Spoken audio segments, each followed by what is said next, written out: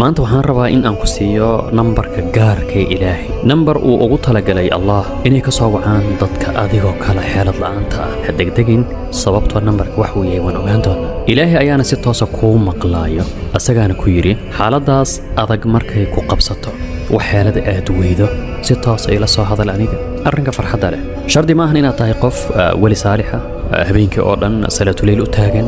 Ilaahay wuxuu ku leeyahay xitaa haddii aad tahay qofka ugu dambiga badan caalamkan, laakiin marxaladaas aad aniga keliya kaalmo i weydiisanayso, jadwalkaada, buugaagtaad akhrisay, wax walba aad ka bari noqonayso, waan ku ajiibi.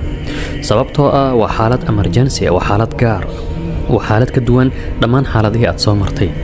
nambarka Ilaahay aad ka wacaysa waa أمن يجيب المضطر إذا دعاه ويكشف السوء.